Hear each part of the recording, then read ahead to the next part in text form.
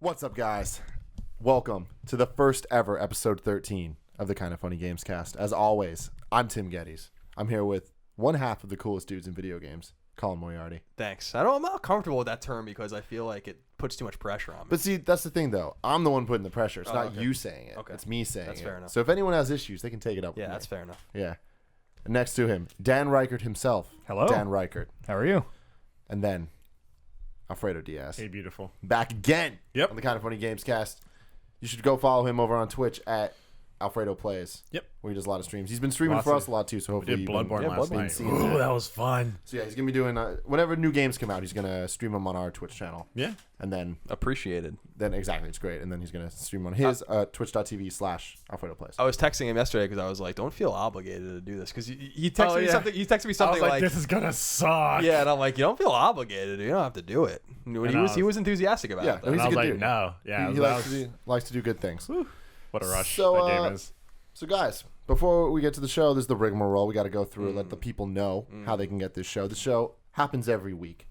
It's the first ever episodes each and every week. And then what happens is on Friday, you can get the whole thing early at patreon.com/kindoffunnygames. But if you don't want to do that, you can wait till next week. It goes out on YouTube at youtube.com/kindoffunnygames.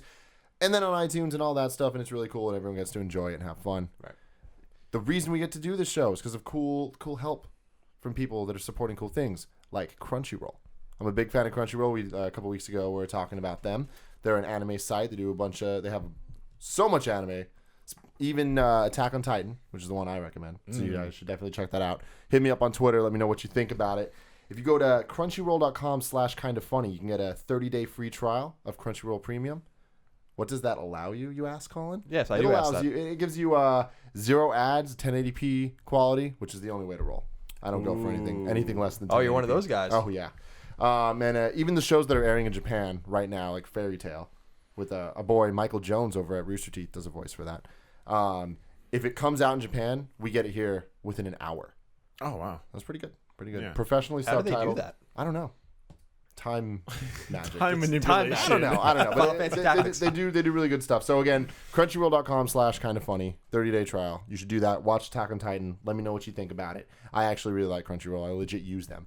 So It's kind of smart. I could sit through ads, but 1080, I'd pay for a good Right, 1080 see? quality. If There I'm you go. watching through like a whole season, like if I'm committed, yeah. yeah. And I remember when Crunchyroll came to PlayStation platforms a couple years ago, I spent quite a bit of time with those guys as they were rolling things out, because obviously I was our PlayStation editor at IGN. As they were and rolling things out. Yeah, rolling things out. And, I went out to lunch with them and I saw their office stuff. There really is like an authentic passion for like anime What's the thing? fans. Like in the their West thing is over there. it's anime stuff by fans for fans. Yeah. I'm all And about you could that. you could totally see that. I actually really appreciated them. They were fun to work with. That's cool. And then the other thing is our boy Peach Goblin Poop. Hey. Alfredo's Peach very Goblin good friend. Poop.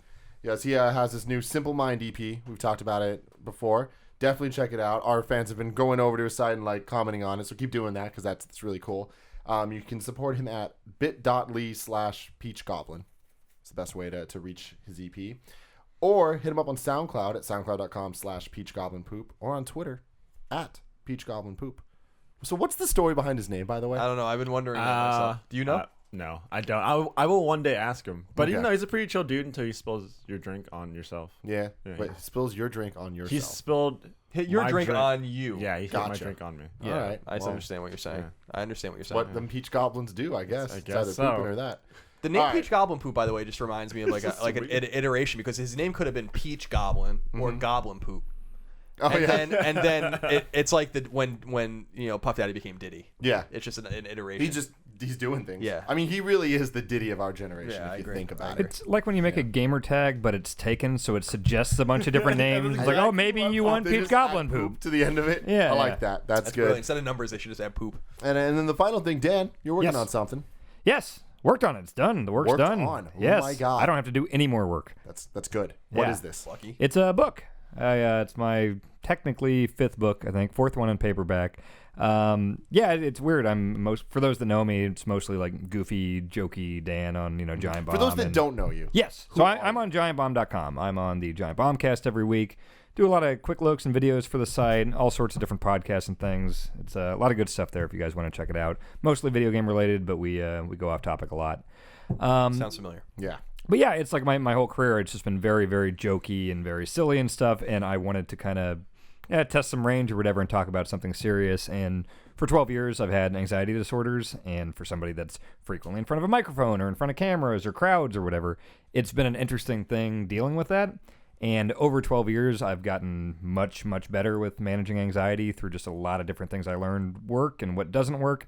And so I wrote a book about it. So it's just like it's 70% kind of like a autobiography chronicle of those 12 years, 30% kind of self-help, like the methods I found that really do help out with it. And, without these methods, I wouldn't be able to be on podcasts or do panels at PAX or whatever. And I just wanted to help people out with that because when I was 18 and first started struggling with it, I didn't know what it was. I didn't know how to talk to people about it. I didn't know about anybody else with this issue.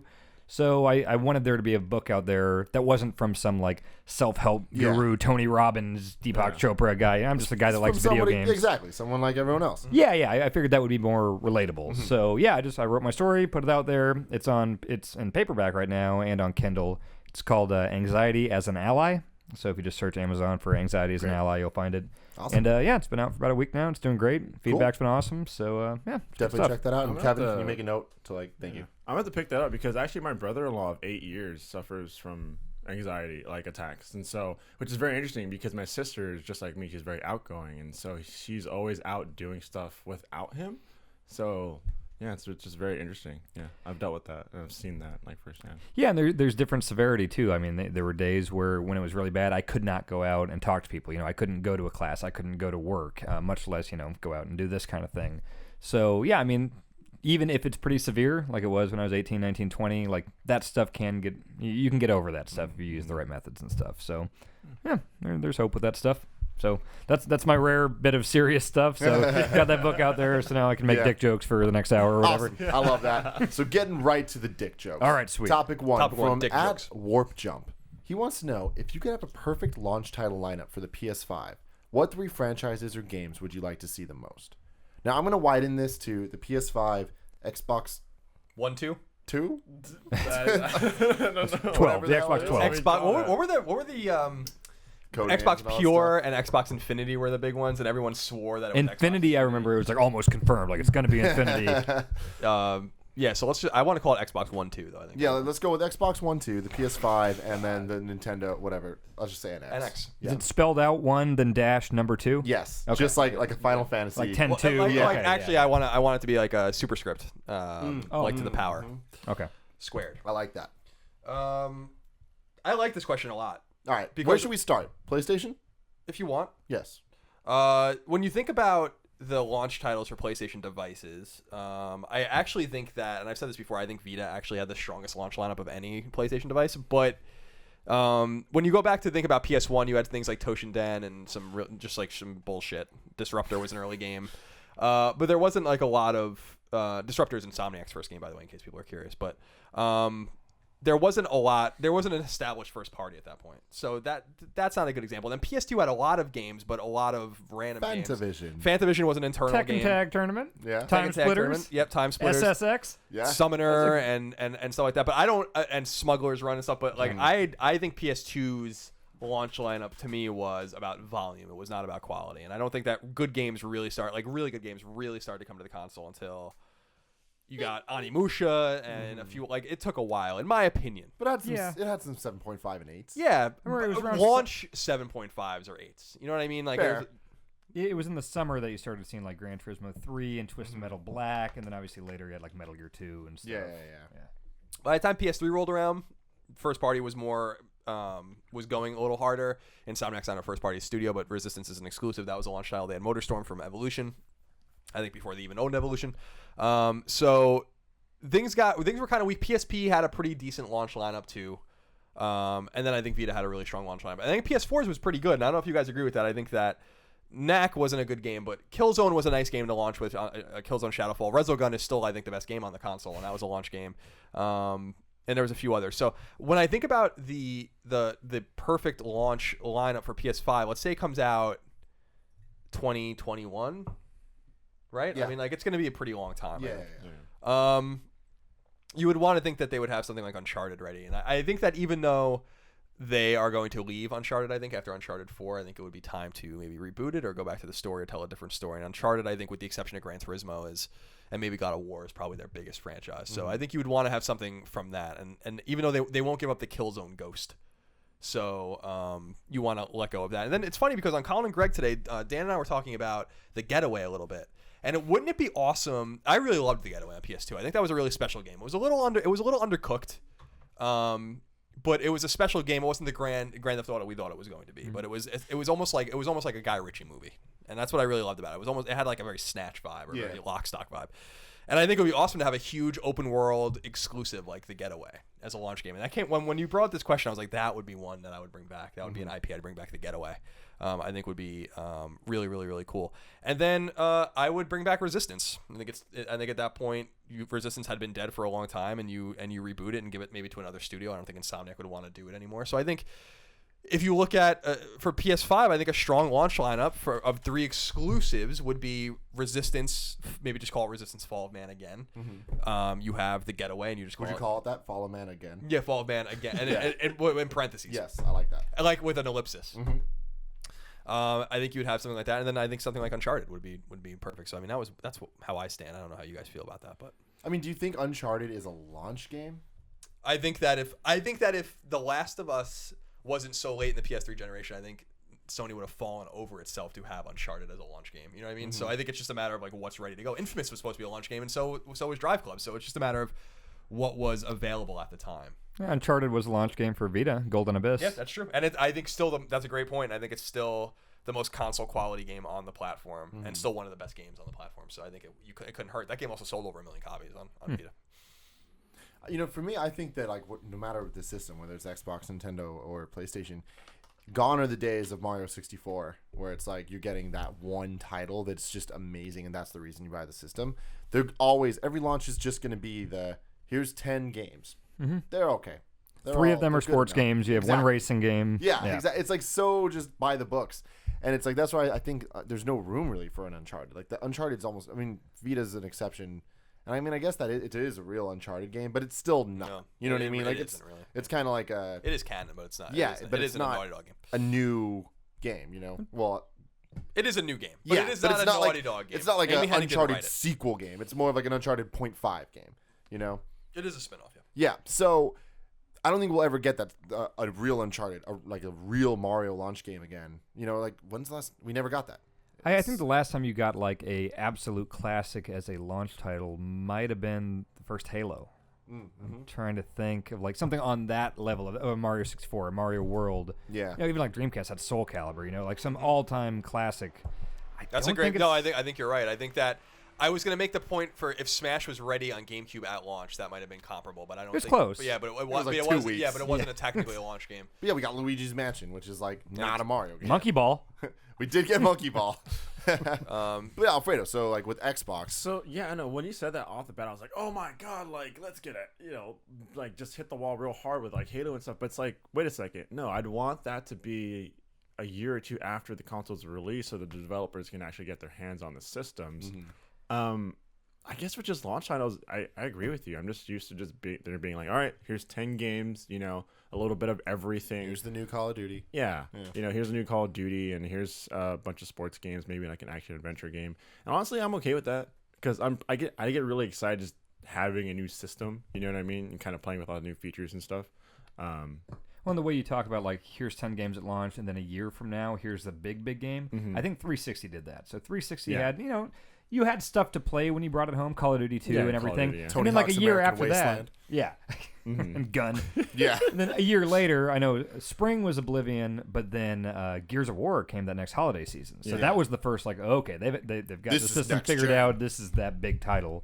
But you had shit to play until then. I feel like just give me games give me a variety of games, and that will show off like what the system's capable of. But really follow it up strongly the next year with like here's the hitters and like here's like really we're pushing the console, we're understanding what the console's capable of. Yeah, I mean, you know, going back to the Wii's launch, like with Twilight Princess, that's an interesting thing where it's like simultaneously the start of a new generation and the end of the last generation, and it's like, you know, a lot of people kind of look at that as a bad thing, but it's like in a lot of ways it did.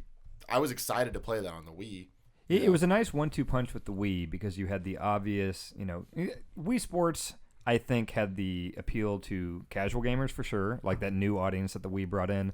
But also me, like, I liked playing it. That was a fun thing in college. Like, after the bars, we'd come back and do Wii bowling and Wii tennis. But then you also had Zelda. Yeah. So you've got that 1-2 punch of, like, the most casual and the most, like, gamers game, you know? They did a good job with that. Yeah, I think the Wii was a pretty solid launch overall. It was, but it was because of what was bundled in with it, and I wonder if we were answering our own question before when we were saying, was there a ubiquitous game that was launched for the console since Halo, and it was Wii Sports? I wonder. I mean, Wii Sports is arguably, I think, actually, if you count bundled in games, the best-selling game of all time. So it's like it's got to be something like 85 million or something like that. Which is like fucking incredible. I understand what you guys are saying, but I do question the wisdom in why you can't have it both ways. Mm-hmm. That if like a console, like the first parties have access to these consoles very early. I know that. We all know that, right? Like Shadowfall didn't just come from Guerrilla. Shadowfall was in development since like 2010. Mm-hmm. So like they knew what was happening.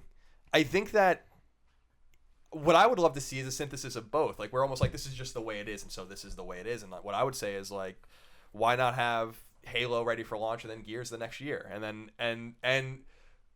that would give you something right off the bat to justify your purchase, because we talk a lot about PlayStation 4 about how it's sold so well without any games, and like I think that's obviously an overstatement. There are lots of games on PlayStation 4 that I think are worth playing that are fun, but I think that Bloodborne might be the first one that's really a system seller, like authentically a system seller. I actually bought a PS4 because of Bloodborne. Yeah, and I think that Uncharted is obviously going to sell a lot of PS4s too. And Until Dawn, I don't think is going to, but that's going to be another exclusive. But it took us over a year to get to that point when maybe it would have been nice to have that game right off the bat. Like, why not have that game right off the bat? Yeah. Vita did give us that game right off the bat. It didn't work, obviously, but so it's when a game like Infamous comes out, Second Son is I think the worst Infamous game. It's a good game. I liked it. It was just a little undercooked and I don't know, kind of empty. So if it's not ready to go, don't put it out. But why not prepare a great AAA launch exclusive? Why not? And then you can still have that game a year or 18 months out like Bloodborne. Well, so okay, moving on to Nintendo, like with the NX, what if they did just do the Galaxy sequel? And what if that was the one game? Because you do have to imagine that next real Mario game, because like 3D World exists kind of like halfway in between, whereas like, it was multiplayer focused. Like I don't view 3D World as the follow up to Galaxy 2, but like that has obviously been in development since Galaxy 2. I'm sure that's well, I might be wrong about that because that same team worked on 3D World, I think. Well, didn't they do 3D Land and then 3D World? Yeah, I think they did. So, who knows how long it's been in development, but it's fucking in development. So, as much as I would like to see one of those games on the Wii U, because it would be weird to have a whole console generation come without a real full, new Mario experience. Single-player focused Mario game, that would be a pretty badass launch game for whatever the NX winds up being. Yeah, and it's surprising. I wouldn't see Nintendo doing that. Like, so far, I mean, at least the last couple generations, they haven't. It's always been like a down the line, you get the Mario game. But like with Sunshine and then Galaxy, but I feel like that would be huge for them. They need that. Like they should look at the NX and treat it more like the 64, where this is why you're buying this game. We don't need to do all the sports games and all the other stuff. Like here is the one game you're gonna buy the system, buy the game. But are those big Mario releases? Are they as much of a big thing now? Like to us, to people who grew up playing those games, yes, like we want that bad, I'm sure. But you look at the sales, and I think that like the new Super Mario Brothers games, like new Super Mario Brothers Wii, sold way more than Galaxy on the same system. So I almost wonder if these huge, big, epic single-player Mario games that we want, are still what they used to be. The Mario 64. That's caliber. interesting. I would love to look at the sales numbers for like new Super Mario Bros. Wii U. Whatever the fuck it's called. Yeah, and see like how well that did. I don't know. That is interesting though. I mean, Galaxy still sold super well. It did well, yeah. So yeah, it's just like you're just comparing it to like freaking craziness. But I think the new one sold significantly better. Interesting. Which I like those games too. Yeah, me too. I prefer the big main series stuff. Yeah. The bigger question that you guys probably I never even thought about is are we really going to go the entire Wii U generation without a Mario? And I think the answer might be yes. I think that like they really have to carefully consider what they're going to do with every game after Zelda.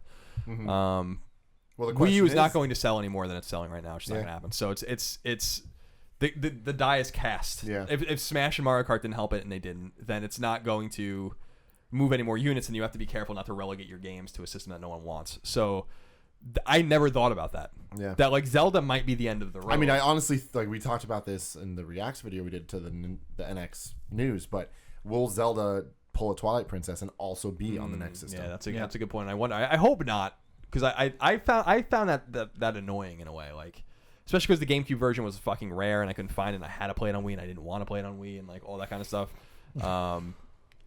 So I hope that they don't do that again. That was a bit much for me. That was a bit of a cop out, just inverting the game to make Link a righty.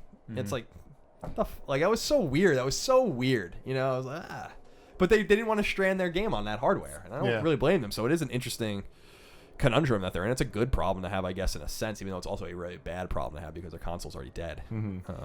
Here's all we got to do if we want to have a great main Mario game on the Wii U is when Mario Maker comes out, we all sit down in a room for a weekend and we make the best Mario game of all time and share it, and then everyone will have a Mario game on Wii U. Call it a day. I'm really looking forward to that, by the way. That's going to be great for That's Let's going to be Plays. great for Let's Plays. Where we can use one Let's Play to make the stage and the person doesn't see it and then they have to play it. Yeah. Oh, that's going to be great. cool. Cool.